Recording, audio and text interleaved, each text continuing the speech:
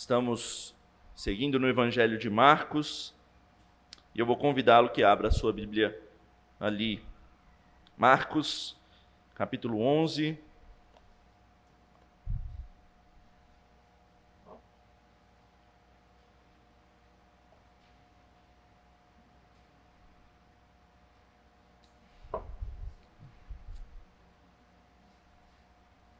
Marcos, capítulo 11. Hoje nós vamos tratar dos versos 12 a 26. Marcos 11, versos 12 a 26.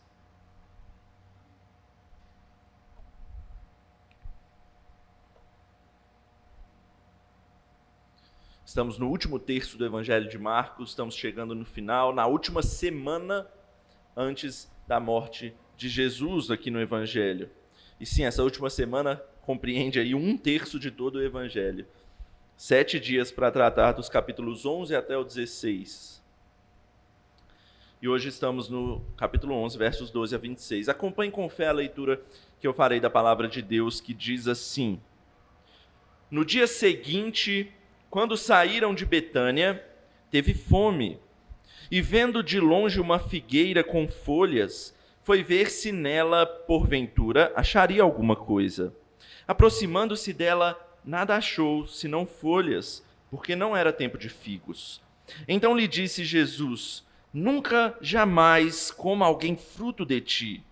E seus discípulos ouviram isto. E foram para Jerusalém. Entrando ele no templo, passou a expulsar os que ali vendiam e compravam. Derribou as mesas dos cambistas e as cadeiras dos que vendiam pombas.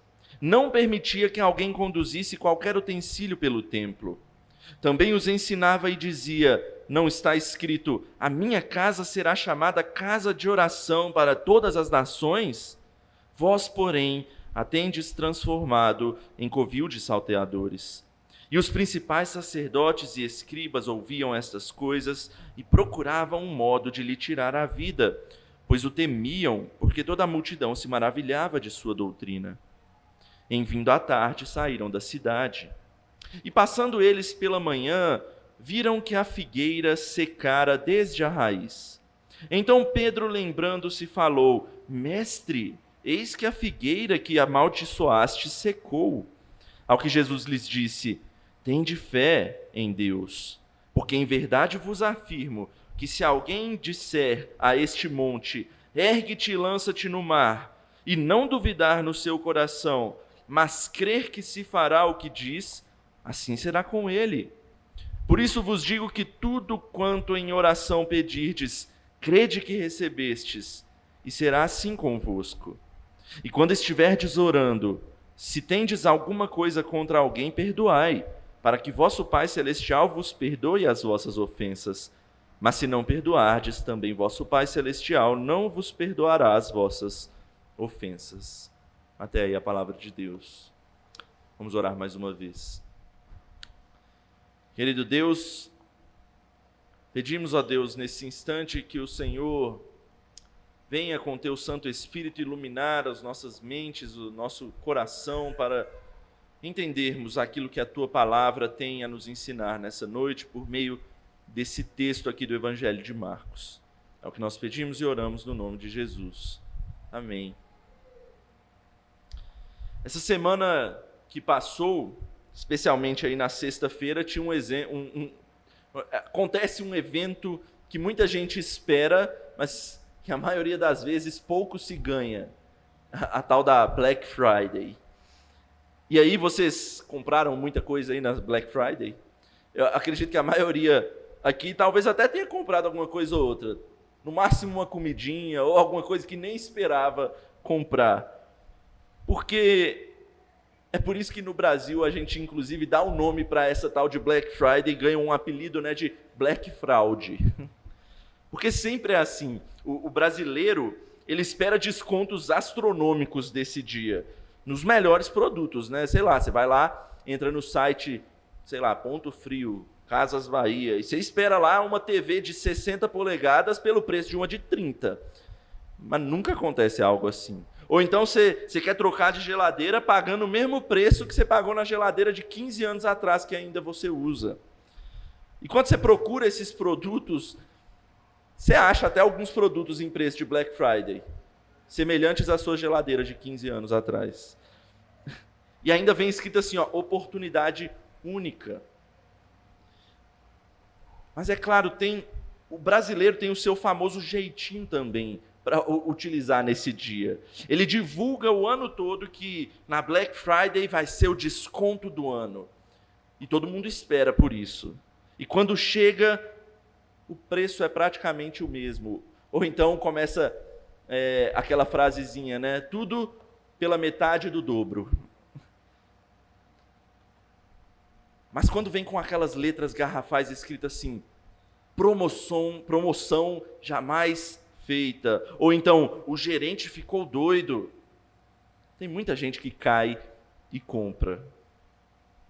E aqueles que estão nas lojas então saem lucrando com essa enganação. E eu até penso que se eles fizessem do jeito certo, escolhessem um dia, como esse dia exclusivo, para dar essa promoção digna, que é o que se espera, certamente eles teriam boas vendas e ainda o nome da empresa seria bem divulgado. Mas quase ninguém faz isso. Quase ninguém faz o que se espera, porque eles preferem lucrar pela enganação. E o texto de hoje fala muito sobre essa questão. Expectativas frustradas. Frustradas por um povo que não faz o que se espera dele, mas que quer lucrar em cima daquilo que se espera. O que se esperava da cidade de Jerusalém, especialmente do templo naquela cidade, era um povo fiel a Deus. Mas Jesus, quando ele entra naquela cidade, ele não encontra o que se esperava daquele povo. Na verdade, ele encontra o oposto. Um povo infiel, que quer lucrar em cima do que se esperava deles. Os judeus, especialmente em Jerusalém ali, tinham tudo para ser um povo frutífero, que engrandece o reino de Deus. Mas, apesar de terem tudo isso, apesar de eles serem aquele povo que de tudo se espera deles exclusivamente, principalmente, o que se vê é algo que frustra as expectativas. Então hoje o que a gente precisa aprender com esse texto, principalmente, é o que Deus espera de nós. E o que Ele espera de nós é que nós possamos dar frutos, que nós possamos produzir frutos. O que Deus espera de nós é que possamos produzir frutos. A gente vai ver isso em 3 partes bem simples. A consequência, em primeiro lugar, de não se produzir frutos, o motivo de não se produzir esses frutos e, por fim, qual é a fonte que a gente precisa se basear para poder produzir esses frutos. Então, veja aí, em primeiro lugar, como Jesus mostra a séria consequência de não produzir frutos. Vamos dar uma olhada no texto mais uma vez? Versículo 12, a partir dele. No dia seguinte, quando saíram de Betânia, Jesus teve fome. E vendo de longe uma figueira com folhas, foi ver se nela porventura acharia alguma coisa. Aproximando-se dela, nada achou senão folhas, porque não era tempo de figos. Então lhe disse Jesus: nunca jamais coma alguém fruto de ti. E seus discípulos ouviram isso. É importante lembrar aqui, só para contextualizar, que finalmente a gente chegou em Jerusalém. A gente viu que Jesus entrou ovacionado em Jerusalém no texto anterior, montado num jumentinho ali, e o povo esperava muito de Jesus, o aclamou como rei, mas eles esperavam Jesus para o próprio benefício deles, não com o coração aberto para que Jesus sanasse o problema que há no nosso coração. E eles simplesmente, então Jesus simplesmente vai embora, decepcionado com aquilo que ele viu no templo. Vocês lembram que Jesus ele foi ovacionado, ele entra no templo, dá uma olhadinha e logo vai embora. Hoje a gente vai ver o que Jesus viu e observou ali no templo e como ele vai responder a isso. Por isso, o nosso texto começa com Jesus voltando agora de novo para Jerusalém. Ele estava hospedado ali numa cidade vizinha chamada Betânia, e antes de chegar em Jerusalém, Jesus dá uma pausa. Ele vê uma figueira, e ele vê uma figueira bonita, o texto diz, frondosa, cheia de folhas ali. E Jesus, o texto diz que ele estava com fome, e Jesus vai até ela para comer alguns dos figos. É importante explicar aqui que o texto de Marcos diz que não era tempo de figos, mas não por isso esperava-se que aquela figueira não tivesse nada para comer. Uma coisa precisa ser explicada. Uma figueira funciona dessa maneira assim. Na época dos figos, ela dá aqueles figos grandões. Desculpa, não é essa proporção não, tá? É só para mostrar. Figos grandes na época de figos. E não era essa época, é isso que Marcos diz para nós no texto. Mas quando uma figueira cria folhas, as folhas começam a crescer, junto das folhas já começam a crescer frutos também, que são figos também, mais menorzinhos. Os judeus até dão um nome para eles lá, que é um nome diferente, né, porque é uma frutinha menor, e eles dão o nome de pagim para esses figos, que também são comestíveis. Ou seja, esperava-se que uma figueira cheia de folhas tivesse, no mínimo, esses pequenos figos para se alimentar. Mas quando Jesus chega naquela árvore, não há nenhum sequer, nenhum daqueles pequenos figos. E por causa disso, o texto diz que Jesus amaldiçoa a árvore e segue adiante. E a pergunta que a gente se faz aqui é: por que Jesus toma uma atitude tão drástica, furiosa, para cima de uma árvore? Tem vários autores que são críticos do cristianismo. Tem um famoso, ele já faleceu, chamado Bertrand Russell. Eles adoram esse texto aqui, porque eles pegam esse texto para dizer que Jesus é homem como qualquer outro homem, no sentido de que ele também tem raiva e ele também tropeça na sua ira e na sua raiva. Jesus, ele se mostrou que também é vingativo e que também pode errar. Será que esses homens estão certos em dizer isso de Jesus? Não é nada disso, meus irmãos. O que Jesus está fazendo aqui, a gente já viu várias vezes Jesus fazer coisas parecidas, é o que a gente pode chamar de uma parábola encenada. É uma parábola encenada. Ele vai, por meio daquilo que ele está fazendo, ele quer ensinar algo para os seus discípulos. E ele aproveita a oportunidade para dar esse ensino para eles. E por quê? Por que ele faz isso? Porque logo em seguida, quando eles chegarem no templo, lembra que eles estão no meio do caminho até Jerusalém, quando eles chegarem no templo, Jesus vai repetir o que antes ele fez com a figueira, mas agora no templo. A gente vai entender isso mais para o segundo ponto. Mas, obviamente, Jesus ele não é um resmungão que amaldiçoa qualquer coisa porque não dá aquilo que ele quis. O propósito não é amaldiçoar a figueira porque ela não forneceu algo para Jesus, mas era um propósito de ensino. Isso tem que ficar claro aqui nesse texto. Jesus está comparando a figueira a Israel, especialmente ao templo. Uma árvore cheia de folhas, frondosa, mas que não gera frutos, que não rende aquilo que promete. Ele está comparando a Jerusalém, a cidade santa do povo de Deus, a cidade que tem o templo, onde todo mundo do mundo inteiro viajava para lá, para ir naquele templo, para adorar ao Senhor, onde há toda a riqueza espiritual oferecida ao Senhor. Mas aquele povo não rendia frutos também.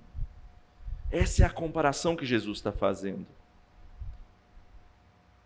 Tanto com o evento da figueira secando, como da expulsão dos vendilhões lá do templo, Jesus estava querendo ensinar a mesma coisa. Ele estava profetizando a queda de um Israel infrutífero. A figueira infrutífera seca, tal como aquele povo chamado por Deus, naquela forma, naquelas instituições, infrutífero como estão, também vão secar. Meu irmão, veja a seriedade que Jesus está estabelecendo aqui para não se produzir frutos. Perceba a consequência dita por Jesus no texto. Ele fala, nunca jamais coma alguém fruto de ti. O que isso quer dizer? É como se ele estivesse dizendo que você nunca mais sirva para o seu propósito. Inclusive, a gente vê que a figueira seca completamente lá no final do texto, que a gente ainda vai chegar lá. A consequência é pesada, é séria. A gente leu isso de outra forma hoje durante o culto. Você lembra? O texto da videira verdadeira. Você lembra o que Jesus fala? Eu sou a videira verdadeira, o meu pai é o agricultor. Todo ramo que está em mim e não der fruto, o que ele faz? Corta. Ele corta. A consequência, meu irmão, é séria. Quem não gera fruto, ele corta. Tá, mas vamos entender isso melhor. O que significa gerar fruto? A gente tem um problema de entendimento, muitas vezes, que tem muita gente que fala que gerar fruto é só coisa proveniente de evangelização, é trazer gente para cá. Às vezes tem gente que não é nem muito ativo no serviço da igreja, mas começa a trazer gente. Ah, vizinho, esse gera fruto. Não, meu irmão, não é só isso. Isso é uma parte de gerar fruto, de fato. Mas produzir fruto é muito mais do que isso. Tem um autor que eu gosto muito que resume assim: aquele que produz fruto, ele entende plenamente e ele faz. O que ele faz? Arrependimento para com Deus constante, tem fé no seu Senhor e ele também busca a santidade de vida e de conduta. Todo cristão deve apresentar esses frutos: arrependimento, fé, vida santa. E se você apresenta isso, certamente você também vai apresentar a obediência, e certamente isso vai chegar no evangelismo, e certamente isso vai chegar em frutos específicos de gente dentro da igreja. Mas gerar fruto é muito mais do que só o final. Está no começo também da nossa vida cristã. Talvez você já tenha visto, ou no mínimo ouvido falar, de alguém que se desviou da fé.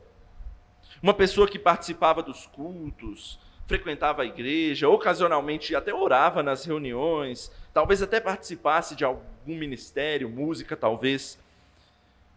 E aí você se pergunta, por que aquela pessoa se desviou? A resposta, muito provavelmente, meus irmãos, na maioria das vezes, é que ela não produzia frutos e foi cortada como consequência. Ser cortado, meu irmão, não é uma coisa física que eu estou falando literal. Não. É ser distanciado do Senhor.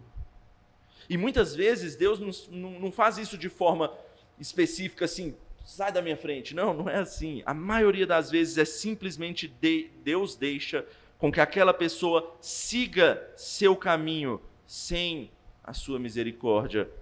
O que eu quero dizer com isso? Deus simplesmente deixa para aquela pessoa o que o pecado dela tem a oferecer. Essa é a séria consequência de não gerar frutos.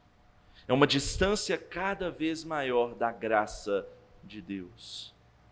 Aquele que não tem a prática constante do arrependimento, aquele que não busca aumentar a sua fé, aquele que não quer ser mais santo, aquele que não busca os meios de graça que Deus nos oferece na oração, na palavra, na comunhão na igreja, aos poucos vai ficando mais e mais distante, até que ele é cortado. Essa é a triste e dura consequência de não gerar frutos. É o que Jesus mostra literalmente na figueira. Ela seca e não cumpre mais com seu propósito. O texto vai falar mais sobre isso. E como eu disse, a sequência da história, o que Jesus faz no templo é exatamente o que ele ensina com a figueira. Mas agora os motivos disso vão ficar mais claros aos olhos dos discípulos e, obviamente, a nós também no texto. Essa é a segunda coisa que a gente precisa ver, então, na segunda parte do texto. Os motivos pelos quais alguém não produz frutos. Os motivos de não se produzir os frutos. Veja aí a partir do verso 15, mais uma vez, para a gente relembrar a história. E foram para Jerusalém. Entrando ele no templo, passou a expulsar os que vendiam e compravam. Derribou as mesas dos cambistas e as cadeiras dos que vendiam pombas. Não permitia que alguém conduzisse qualquer utensílio pelo templo. Também os ensinava e dizia: não está escrito, a minha casa será chamada casa de oração para todas as nações? Vós, porém, a tendes transformado em covil de salteadores. O texto mostra que Jesus chega no templo com seus discípulos e, sem cerimônia, o que ele encontra é uma baderna pura. Imagine você, quando entra naquele templo, a barulheira que devia estar, a sujeira, o fedor que aquele local devia estar, porque era animal de um lado para o outro. Pessoas negociando, gritando umas com as outras, o tempo todo. O texto diz também que eles conduziam utensílios pelo templo, né? Ou seja, eles estavam transitando ali como se fosse um lugar comum, um lugar qualquer. E o pior, com isso eles estavam desrespeitando o verdadeiro propósito do templo, que Jesus diz ser casa de oração para todas as nações. Isso o templo tinha uma função espiritual e não jamais seria para fins econômicos fajutos. É lugar de oração, onde Deus se encontra com seu povo. É um lugar onde você buscava meditação, calmaria espiritual e adoração. E essa parte do trecho de todas as nações, não sei se você percebeu, mas a gente leu também durante o culto, lá em Isaías 56, Jesus está falando ali, lembrando da inclusão dos gentios, porque no templo tinha um pátio, e o pátio era chamado de pátio dos gentios, porque os gentios só podiam ir até ali. Ou seja, aquele local, o pátio dos gentios, era o único lugar em que todo o mundo, todas as nações poderiam estar reunidos para adorar o Senhor e orar. Mas eles desvirtuaram totalmente o propósito. E Jesus fica irado com isso. A primeira coisa que Jesus faz é expulsar dali. E veja bem, ele expulsa dali tanto os que vendiam como os que compravam. Vamos um por um. Os vendedores a gente consegue entender mais fácil, né? Por que Jesus os expulsou? Eles eram certamente aproveitadores ali. O texto diz que Jesus derruba a mesa dos cambistas e dos que vendiam pombas. Isso dá a ideia de que era todo um complexo de negócios ali. Vou explicar. O que os cambistas faziam? Quando chegava um estrangeiro no templo, o estrangeiro vinha com uma moeda que não era a moeda de Israel. Então ele tinha que trocar com os cambistas. E depois de trocar com os cambistas, ele tinha que comprar o animal. Veja, era todo um processo ali de lucro no templo que eles faziam. E eles iam então e compravam um animal para sacrificar.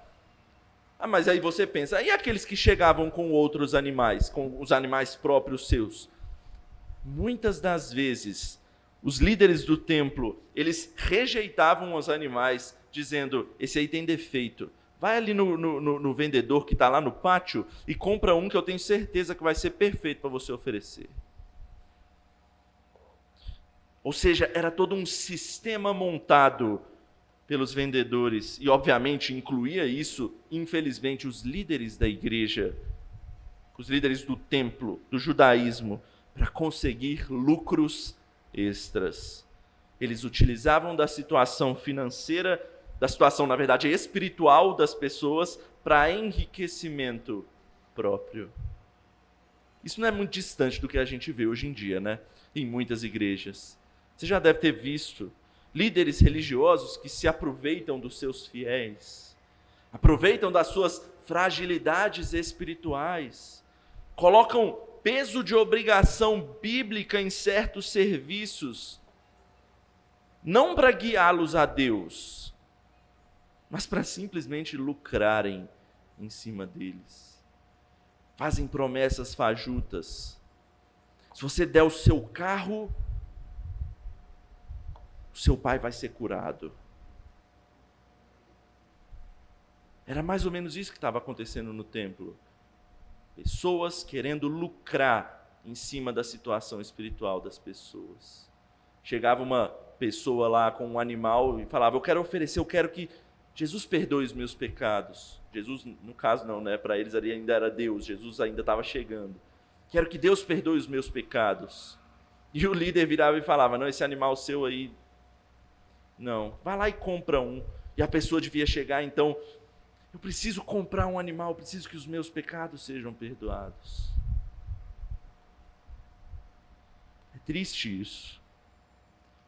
Mas além dos vendedores corruptos, Jesus expulsa também os compradores.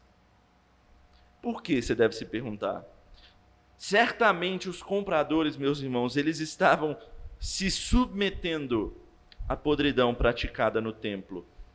Talvez não todos, talvez tinha gente ali com um coração de fato querendo participar e fazer o sacrifício ali para honrar e glorificar a Deus. Mas muitos estavam fazendo aquilo por quê?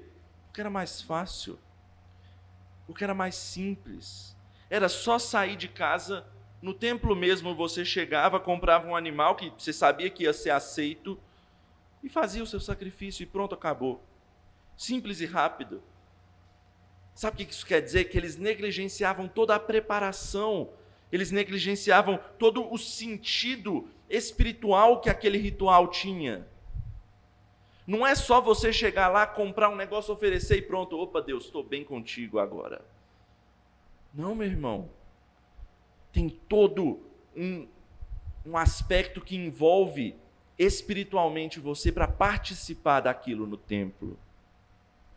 E eu vou dizer, muitas vezes, cristãos são assim. Transformam o culto do Senhor, o culto ao Senhor, em algo tão corriqueiro que deixam de atribuir a Ele a devida importância que Ele tem. Aos poucos a gente começa a relegar o culto como uma coisa comum. A gente vem ao culto pensando mais no almoço que a gente tem que fazer no outro dia, ou se a gente vem de manhã, a gente vem pensando no almoço que tem que fazer no domingo. Ou então a gente vem no culto pensando, eu tenho que entregar um trabalho amanhã. Ou então, nossa, a minha rotina está tão pesada nessa semana. E pouco se importa em preparar o próprio coração para participar devidamente das disciplinas espirituais do culto, do serviço de adoração. E o pior, aos poucos o caminho que vai se seguindo é deixar de participar. Esses são os motivos pelos quais muitos não produzem frutos. Ou como os vendedores, eles servem a si mesmos fingindo estar servindo ao Senhor, ou então como os compradores, eles deixam de dar valor às coisas de Deus, colocando outras coisas próprias à frente. Faça uma reflexão aqui, meu irmão, nessa noite. Por que é que você está aqui hoje, na casa de Deus? É por obrigação ou é de fato por amor? Qual é o intuito nosso de estar aqui na casa do Senhor? É servir, querer adorar verdadeiramente ao Senhor? Ou é uma troca como se fosse, eu estou aqui para que eu não vou ficar mal com Deus, né? Então, eu tenho que ir participar. Eu também não preciso me envolver demais. É importante a gente analisar o nosso relacionamento com Deus, para a gente ver se a gente está dando realmente frutos para Ele. A resposta que a gente dá a essas reflexões vão dizer se nós estamos perto de frutificar de fato, ou de sofrer a consequência. E isso é muito sério. Você pode ver pela forma irada como Jesus trata o caso aqui. E é importante a gente falar um pouco sobre essa ira de Jesus, né? Porque É verdade que para ira ser algo pecaminoso, é uma linha tênue. Mas Jesus, ele é um homem que nunca pecou. Nem nesse texto ele nunca pecou. A ira de Jesus não é irresponsável, como muitas vezes a nossa ira é. É uma ira justa. Olha o que Jesus vê. Jesus é o Filho de Deus e ele entra no templo local para se adorar a Deus e ele vê o quê? Pessoas se aproveitando umas das outras, pessoas desrespeitando ao Senhor, pessoas atrapalhando as demais que queriam utilizar o espaço do templo corretamente. E mais, era Jerusalém. A expectativa de Jesus para aquele povo específico era a melhor possível, porque é Jerusalém. Então Jesus se ira de fato. Porque, meus irmãos, às vezes medidas enérgicas precisam ser tomadas contra o pecado. É por isso que a gente vê no verso 18, no final desse trecho aqui, que os sacerdotes e os escribas, o que eles fazem? Eles tramam então a morte de Jesus. Mas eles não conseguem matar Jesus ali imediatamente, porque Jesus ainda era ovacionado por todo o povo. Então eles tinham medo e eles começam a tramar como eles vão fazer isso. Por quê? Porque a resposta à cobrança verdadeira de Jesus para eles que são mortos na fé, que não dão frutos de fato, é mais rebeldia e mais pecado da parte deles. Porque eles só olham para os seus próprios umbigos, para o seu próprio bem. Por isso eles queriam matar Jesus, porque Jesus estava atrapalhando os planos deles. Qual então deve ser o nosso proceder para que a gente dê fruto? Como é que a gente foge dessas motivações? Principalmente, como é que a gente se livra dessa consequência tão radical de ser afastado de Deus, cortado? É a última coisa que a gente precisa ver nesse texto aqui.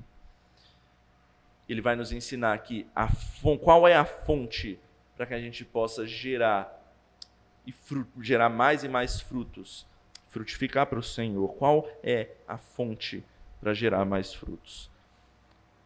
Veja que Jesus e os discípulos, eles saem do templo e voltam para a cidade de Betânia, onde eles estavam hospedados. Mas no dia seguinte eles vão retornar mais uma vez para Jerusalém. E nessa volta a gente tem o resultado explícito do ensino de Jesus por meio da figueira. Olha aí o versículo 20. E passando eles pela manhã, viram que a figueira secara desde a raiz. Então Pedro, lembrando-se, falou: Mestre, eis que a figueira que amaldiçoaste secou. Eu acho muito interessante o livro de Marcos, que Marcos, o evangelista aqui, ele faz muitas vezes construções do seu texto que são muito interessantes. Essa construção que está aqui a gente chama de construção sanduíche. O que isso quer dizer? É quando uma história começa, aí ela é interrompida por alguma coisa, e depois, mais para frente no texto, ela volta. Você viu aqui, você percebeu isso? Começou o texto com a figueira, dos versículos 12 a 14, parou essa história, foi para o templo, dos versículos 15 a 19, e no 20 é que tem o resultado da figueira. O que Marcos está querendo fazer com essa construção de texto aí para nós? Ele está dizendo, todo esse trecho está amarrado. O templo tem tudo a ver com a figueira. É por isso que a gente tem certeza que Jesus está querendo ensinar por meio do que ele fez com a figueira. É um ensino conjunto por meio de dois eventos, a figueira e o templo. E qual então é a conclusão que Marcos quer enfatizar aqui, tanto da figueira quanto do templo? Veja aí qual é o resultado da figueira. Ela seca completamente até a raiz. E é isso que vai acontecer com o templo também. A história nos conta que no ano 70 depois de Cristo, o templo de Jerusalém caiu, ele foi destruído e ele nunca mais reergueu. Sabe por quê? Lembra quando Jesus disse, nunca jamais alguém coma fruto de ti para figueira, e eu falei, é para aquilo, ela nunca mais vai cumprir o propósito dela. Com o templo é a mesma coisa. Não tem mais propósito para aquele templo. O templo não é mais necessário, porque o ensino maior de Jesus é dizer que ele mesmo substitui o templo. Ele mesmo veio habitar no seu povo. Ou seja, a imagem da figueira seca até a raiz não dá uma ideia de purificação, ou seja, que ela vai ser reerguida, uma correção. Não. Ela não vai se reerguer de novo, ela secou até a raiz. E o templo é a mesma coisa, porque o templo não precisa ser reerguido. Ele foi substituído pelo próprio Senhor Jesus, cabeça da igreja. Essa conclusão é importante e a gente vai entender agora nos próximos versos, Jesus deixando ela ainda mais clara. Veja aí no verso 22. Ao que Jesus lhes disse, tende fé em Deus. Porque em verdade vos afirmo que se alguém disser a este monte, ergue-te e lança-te no mar, e não duvidar no seu coração, mas crer que se fará o que diz, assim será com ele. Por isso vos digo que tudo quanto em oração pedirdes, crede que recebestes, e será assim convosco. E quando estiverdes orando, se tendes alguma coisa contra alguém, perdoai, para que vosso Pai Celestial vos perdoe as vossas ofensas. Mas se não perdoardes, também vosso Pai Celestial não vos perdoará as vossas ofensas. Às vezes é um pouquinho difícil de entender essa parte, porque parece que Jesus mudou de assunto, né? Ou então, o caminho mais fácil para a gente entender aqui, será que Jesus está respondendo para Pedro, então, algo como se fosse, se você quiser fazer uma árvore secar igual eu fiz também, é só você ter fé. E aí, para isso, você vai orar. E aí, quando você orar, você aproveita para lembrar de perdoar. Parece que não tem muito sentido isso, né? Porque não é isso que Jesus quer dizer. Jesus tem um propósito de ensino que vai unificar tudo isso. Vamos entender. A ideia de Marcos com esse texto, em primeiro lugar, na fé, é dizer para Jesus, né? Dizer para os seus apóstolos que o objeto da fé não pode ser o templo, não pode ser um instrumento, mas é o próprio Cristo. Ele é o objeto da nossa fé. Não é a nossa igreja, não é aquilo que a gente faz aqui. É Jesus que é o objeto da nossa fé. É por isso que Jesus fala que o mover montanhas aqui, porque ele está usando uma hipérbole, ele não está falando isso literalmente. É um exagero para mostrar a diferença entre a fonte que é ele, a fonte da nossa fé, para um instrumento como o templo. E deixa eu deixar isso mais claro ainda. Jesus está utilizando uma linguagem figurada aqui, tá? Quando ele fala desse negócio da montanha e tudo mais. É uma hipérbole, é um exagero para comparar as coisas e mostrar quão diferentes elas são. E isso eu não estou minimizando o que Jesus está dizendo. Porque, às vezes, coisas sobrenaturais e impossíveis aconteceram também. Lembra de Pedro andando sobre a água? Ou então você lembra, depois mesmo, em Atos dos Apóstolos, os apóstolos fazendo milagres e milagres. Coisas impossíveis aconteceram sim, mas a questão é que não adianta crer e pedir algo que é aparentemente inútil só para testar a Deus, como se fosse, Deus, eu estou crendo, vamos mover aquele monte de lugar, vamos jogar aquele monte no mar, e aquilo vai acontecer. Tem que haver um propósito claro, santo e justo. Isso significa que tem que estar em harmonia com os propósitos do próprio Deus. É importante dizer isso aqui, porque tem gente que lê esse texto e acha que ele é prerrogativa para se dizer que se você tiver fé, tudo que você quiser vai acontecer. E não é isso que Jesus está ensinando. E tem gente que ensina isso, e aí muito fiel se frustra quando a resposta de Deus para a oração dele é um grande não. Mas eu tive fé. Mas não era o propósito de Deus. Então, meus irmãos, os versículos 23 e 24 nesse texto devem ser entendidos não como uma livre vontade de realizar o que quiser pela fé, Mas que a fé pode mover montanhas, sim, desde que ela esteja plenamente dentro da vontade do Senhor que isso seja feito. Então, quando você orar, ore para que a sua vontade esteja dentro da vontade de Deus. E aí sim, aquilo que você quiser vai acontecer. Porque é vontade de Deus. E isso nos leva à fonte mais uma vez.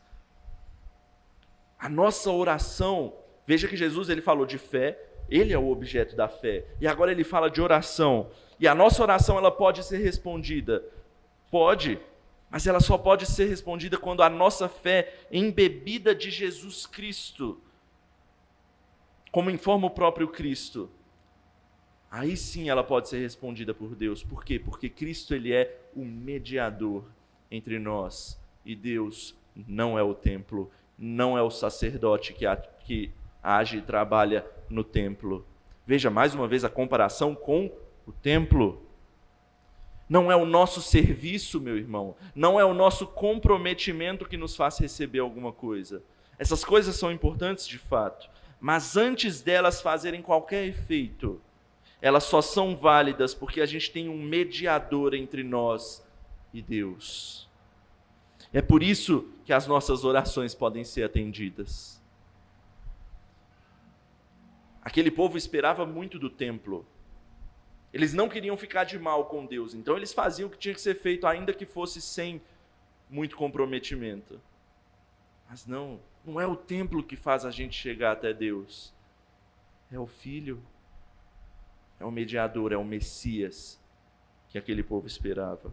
E ele é mais que um mediador, mais que os sacerdotes do templo. Nos últimos versículos, Jesus entra em outro ponto, né? Ele fala do perdão. E o perdão era atribuído ao pecador naquela época como? Eles iam aonde? No templo. E faziam o quê? Ofereciam um sacrifício. E os sacerdotes tinham então a função de mediar esse processo. E então eles eram perdoados. E a gente viu no texto pessoas relegando isso a negócios ou a lucro.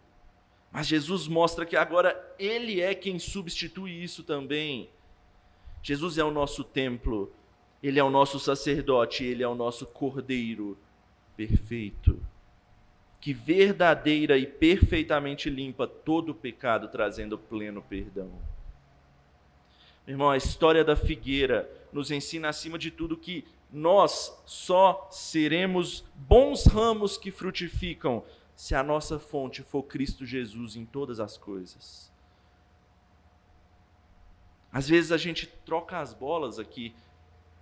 A gente diz, eu não quero sofrer as consequências de desagradar a Deus, então eu vou obedecer. E pensando dessa forma, a gente faz as coisas por obrigação e não como deve ser feito. Tem gente que diz, eu vou à igreja porque tem que ir.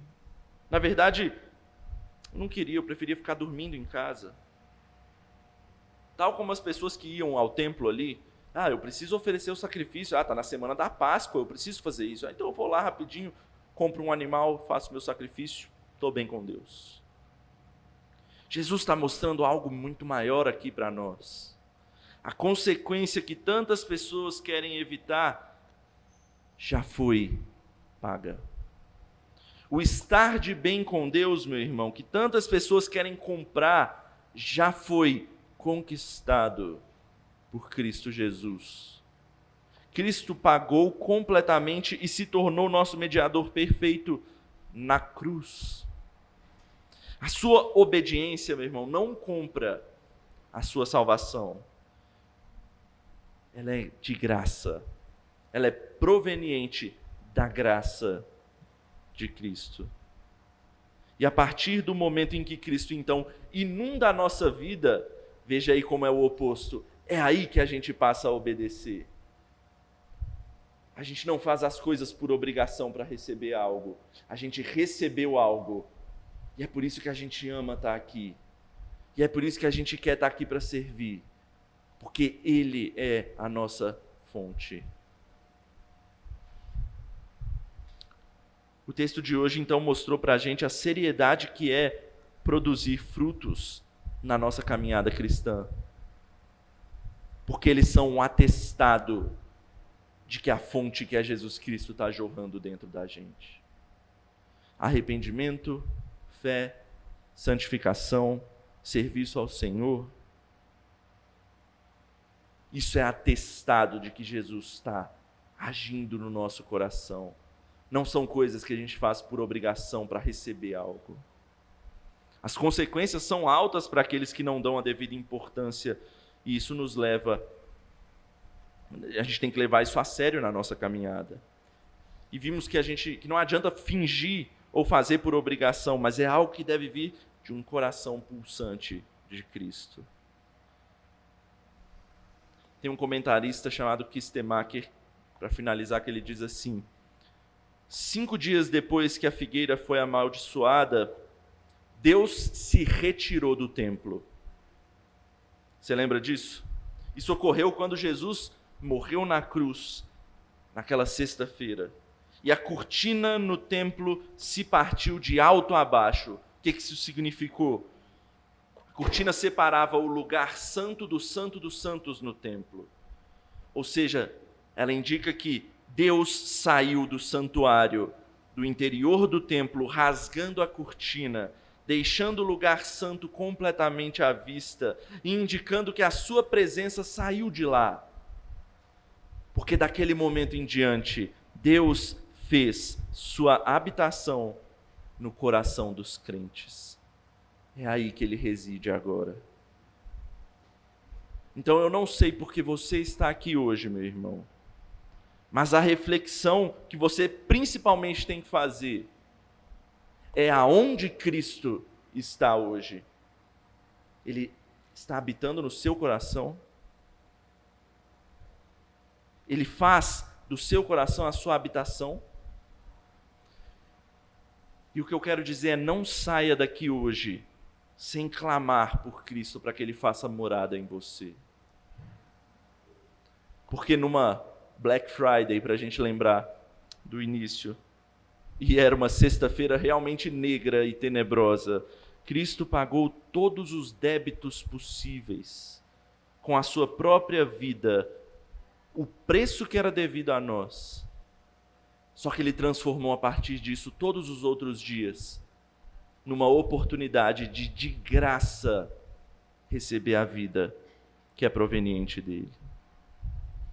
E a gente pode ter certeza que as expectativas com Ele não vão ser frustradas. Vamos orar? Santo Deus, obrigado pela Tua palavra, obrigado por esse texto, obrigado porque o Senhor fala a nós por meio dele. Obrigado porque o Senhor, ó Pai, substituiu aquele templo e agora o Senhor veio habitar em nós, no nosso coração. Isso é privilégio. Que a gente dê valor a isso, que a gente não venha fazer as coisas por obrigação, para não querer ficar de mal contigo. Não, nós fazemos isso porque nós já recebemos todo o seu amor, mostrado naquela cruz. E agora não é mais um dever, mas é um privilégio nosso obedecê-lo, servi-lo e gerar frutos. Nos ajude, ó Deus, a gerar cada vez mais e mais frutos. É o que eu oro no nome de Jesus. Amém.